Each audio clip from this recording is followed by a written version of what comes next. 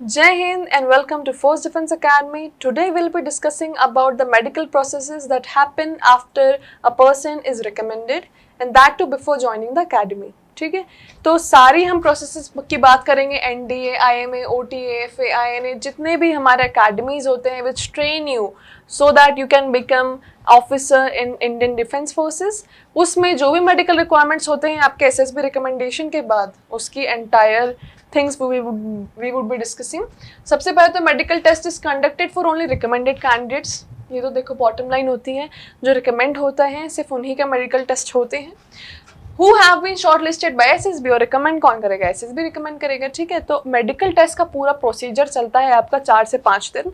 कभी कभार ऐसा होता है कि एक्सटेंड हो जाता है because of rush in the hospitals, but basic मतलब एक बोलते हैं प्रोसीजर तो 4-5 दिन का ही है, लेकिन some rare times it happens कि थोड़ा एक्सटेंड हो जाता है. NDA कैंडिडेट्स जो हैं दोनों के लिए एग्जामिन किए जाते हैं, आर्मी और नेवी के लिए तब तक जब तक अदरवाइज इंस्ट्रक्शन ना हो. ठीक है, अगर कुछ और इंस्ट्रक्शन है स्पेसिफिक किसी कैंडिडेट के लिए तो वो अलग बात हो जाती है, नहीं तो generally they are examined for both army and navy. ठीक है, on the other hand candidates that are shortlisted for IMA, INA and AFA, now the thing is जो direct entry वाले होते हैं IMA, INA, AFA, ठीक है, तो IMA के लिए आप CDS से IMA जाओगे या तो आपकी SSC टेक एंट्री अलग से होती है IMA की. Similarly for INA you are shortlisted in another way. तो अगर आप इनसे रिकमेंड हो रहे हो, इनके लिए रिकमेंड हो रहे हो, AFA के लिए AFCAT से रिकमेंड हो रहे हो या CDS से रिकमेंड हो रहे हो, तो इनके लिए अलग से वो लोग आपको बताते हैं कि आपका जो है मेडिकल कहाँ है. बहुत बार ऐसा होता है कि रिकमेंडेशन के 10 बाद मेडिकल हो जाता है. बहुत बार ऐसा होता है कि they inform you that your medical is after a month, after 2 months और whatever. So they already inform you after your recommended about the procedures that are going to happen कि when your medical will take place. ठीक है, now SMB special medical board. ठीक है, तो बहुत बार ऐसा होता है कि स्पेशली आर्मी में कि as soon as you recommended वहीं आपको रोक लिया जाता है. इवन इन नेवी वहीं आपको रोक लिया जाता है और उसके बाद ही वहीं पे during that time only just directly after your recommendation आपका जो है पूरा मेडिकल टेस्ट करवाया जाता है. But in AFA for AFCAT entry and CDS से जो AFA के लिए जाते हैं, स्पेशली अगर हम एयरफोर्स की बात करें, उसमें ऐसा होता है कि आपका रिकमेंडेशन होने के बाद आपको एक टाइम लिमिट दिया जाता है, उसके बाद आपका मेडिकल होता है. That means after you get recommended you are headed back to your home and after few weeks you would be called again for medical to some other hospitals. ठीक है, तो इसमें दोनों में थोड़ा बहुत डिफरेंस है फॉर द मेडिकल पर्पसेस. तो candidates after getting recommended are then retained for a period of 1 week at the SSB center itself. तो this is we are talking about SMB special medical boards. ठीक है, जिसमें SSB भी वहीं हो जाता है और मेडिकल भी वहीं हो जाता है. They will be declared fit, temporary unfit और permanent unfit. तो 3 कैटेगरीज होती हैं, या तो आप पहली बार में फिट हो जाओगे या कुछ टेम्पररीली आप में ऐसा होगा जो वो टेम्पररी अनफिट घोषित करेंगे, फिर आप अपील मेडिकल देंगे और अपील में हो सकता है फिट अनफिट हो.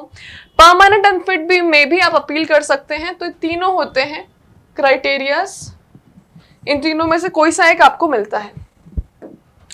नाउ हमारे बहुत सारे टेस्ट हैं जो कंडक्ट होते हैं. ठीक है, मेडिकल बोर्ड में वो सारे टेस्ट की बात है. सारे 4 से 5 दिन जो प्रिस्क्राइब्ड एक पूरा प्रोसीजर चलता है, उसके 4 से 5 दिन में क्या क्या कब होता है according to the things that have been performing since so many years and so much time. पहले दिन होता है blood test, urine test, chest X-ray और अल्ट्रासाउंड. ये सब एक दिन में हो जाता है. ठीक है, दूसरे दिन आपके ENT होते हैं स्पेशली और आई टेस्ट जो है बहुत टाइम तक चलता है और आई टेस्ट में ही सबसे ज़्यादा इन माय ओपिनियन जो है प्रॉब्लम्स आती हैं बच्चों को, बिकॉज उसमें विजन इशू होता है, metropia, hypermetropia, myopia and all of these things happen. ठीक है, आपके आंखों के चश्मे का नंबर, उसके बाद they blur your vision and then they ask you to read something. तो इसमें थोड़ा ज़्यादा टाइम होता है, इसलिए ये सब कुछ एक दिन में करते हैं. Day 3 सर्जिकल एग्जामिनेशंस होती हैं. तो इसमें you have to go in a different section of the hospital. वहाँ पे आपके पूरे सर्जिकल होता है in which every bone and every joints is then measured. उसी में पता पड़ता है कि आपको नॉकनीज है कि नहीं, क्या एंगल है यहाँ पे एंड एवरीथिंग. ठीक है, आई एंड डेंटल. तो Day 4 में जिनका आई यहाँ नहीं हो पाता है उनके बच्चों का आई और डेंटल यहाँ हो जाता है. डेंटल में it is very important 14 point score करना है ना. Day 5 में आपका होता है जनरल मेडिकल. तो हाइट, वेट वगैरह ये सब तब होता है और वेट का भी बहुत इश्यू आता है because many students sometimes they are overweight, underweight, तो वो भी फिर आपका टेम्पररीली अनफिट में आ जाते हो. और अगर गिवन टाइम में आप उसको सही नहीं करते हो अपील मेडिकल तक, तो फिर वो परमानेंट अनफिट में आ जाते हो और फिर आप हट जाते हो. तो that is why it is important to take care of your weight. अपने हाइट के हिसाब से अपना BMI निकालना और फिर उस पर्टिकुलर वेट जो डिफेंस फोर्सेस को चाहिए वो मेंटेन करना बहुत जरूरी है, ठीक है। इसमें आपका हार्ट बीट और मेडिकल कॉन्फ्रेंस सब होता है। मेडिकल कॉन्फ्रेंस में पता पड़ता है whether you are fit, unfit, temporarily unfit हो या परमानेंटली अनफिट हो, ये सब तब पता पड़ता है, ठीक है। तो this was the entire procedure of the 4 to 5 days. अब अगला हम देखते हैं विजन स्टैंडर्ड्स। जैसे मैंने बोला था कि आई का बहुत ज़्यादा प्रॉब्लम आता है बच्चों को और विजन स्टैंडर्ड बहुत ज़्यादा ज़रूरी है। तो ये जो नीचे जो है इसमें विजन स्टैंडर्ड्स भी हैं और इसमें दूसरी चीज़ें भी हैं जो मेडिकल मेन प्रॉब्लम्स जो आती हैं और जो वो लोग बिल्कुल they are very strict about these things. तो ये सारी चीज़ें आपको फॉलो करना बहुत ज़रूरी है। मेक श्योर कि ये चीज़ें आप में नहीं हो, ठीक है। तो these are the medical problems that generally students face which you should check in yourself कि आप में नहीं होना चाहिए ये सारी चीजें, और अगर हैं तो then get the prescribed solution और क्योर टू दैट, ठीक है। Candidate should be free from, मतलब आप में ये सब चीजें नहीं होना चाहिए जो आगे हैं। Wax, ear wax, ear wax is the most common thing जो बच्चों में होती है। तो देखो हमेशा ये एडवाइस किया जाता है कि मेडिकल या SSB के पहले एक बार गेट योरसेल्फ चेक थरली। तो अगर क्योंकि ear wax is a very trivial thing और उसके लिए अगर आपको अपील मेडिकल आ रही फिर से आपको कहीं और जाना पड़ेगा एंड ऑल, तो इट्स बेटर कि ये वाली चीज़ आप पहले से ही करवा के चले जाओ, ठीक है। 5 मिनट लगता है बस। DNS, अब DNS में ऐसा होता है कि आपकी ये जो नेवल सेप्टम होती है वो थोड़ी सी अगर इधर उधर से मुड़ी हुई होती है तो दे चेक दैट एज वेल। तो ये भी जो है कॉमन प्रॉब्लम है और आपको देखना चाहिए कि आप में तो नहीं है कहीं। Get it check by some doctor to nearest hospital. फिर hydrocele, phimosis, defective colour vision, तो कलर विजन तो भी बहुत ज़्यादा ये भी एक इशू है। Over under weight, again I said about this. Under chest piles, gynaecomastia, tonsillitis, varicocele और एड्स, ये सारी वो प्रॉब्लम्स हैं जो बच्चों में नहीं होना चाहिए जिसके लिए लोग बहुत ज़्यादा सीरियस होते हैं। So please get all of these things checked in you. कभी आप में ये है तो नहीं, और अगर है भी तो there is no thing to worry, you can always find cures for it. Colour vision standard की हम बात कर रहे हैं तो CP3, अब इसमें ऐसा होता है 3 lights are shown to you, ठीक है। अब वो तीनों लाइट्स आपको 1.5 मीटर दूरी से आपको विजिबिलिटी होना चाहिए, नहीं तो फिर दिक्कत हो जाती है वापस से। मिनिमम 14 डेंटल पॉइंट्स बहुत ज़्यादा ज़रूरी है, ठीक है। दांत अच्छे होने चाहिए आपके। विजन स्टैंडर्ड्स की हम बात करें तो अनकरेक्टेड विदाउट ग्लास 6/6, 6/9। उसके बाद करेक्टेड विद ग्लास का मेजरमेंट 6/6 होना चाहिए। और हाइपरमेट्रोपिया के लिए, ठीक है, लिमिट्स मायोपिया के लिए कुछ भी नहीं है। हाइपरमेट्रोपिया के लिमिट्स है +2.00D, ठीक है। So these things you have to take care of for people who have vision issues, for people who have spectacles on.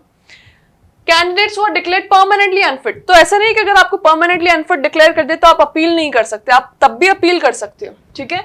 तो उसमें अपील के लिए आपको थोड़ा डिपॉजिट करना होता है, दैट इज ओनली 40 रुपीज, ठीक है। It's not much of an amount. और जो टेम्पररीली अनफिट होते हैं उनके लिए कुछ भी डिपॉजिट नहीं है, आप डायरेक्टली अपील कर सकते हो जाके। So there is this stage. आप पहले मेडिकल के लिए जाते हो, मेडिकल में अगर फिट हो गए तो बस मेरिट लिस्ट का वेट करना है। अगर टेम्पररीली अनफिट हुए,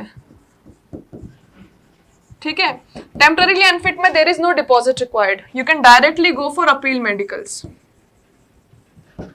परमानेंटली अनफिट अगर आपको डिक्लेयर कर दिया है तो आपको 40 रुपीज डिपॉजिट के बाद अपील में आप जा सकते हो, है ना। तो this is just a simple procedure. बच्चों को थोड़ा कंफ्यूजन होता है, that is why I briefed you about it. अभी जगह जहाँ पे आपके मेडिकल्स ऑर्गेनाइज होते हैं तो वो एक बार जगह देख लीजिए। एक तो base hospital Delhi cantt, the most famous hospital, यहाँ पे मेजॉरिटी बच्चों के यहीं होते हैं। अपील मेडिकल में भी सब यहीं जाते हैं, ठीक है। अपील मेडिकल की ही बात है तो अपील मेडिकल में majority of the times you get to choose way you have to go, way you want to go. So आप ये कर सकते हो चूज बिल्कुल अगर आपके पास है। Command Hospital Southern Command Pune, ठीक है। फिर Command Hospital Eastern Command Kolkata, Command Hospital Central Command Lucknow. तो these are all the places where there are command hospitals, है ना।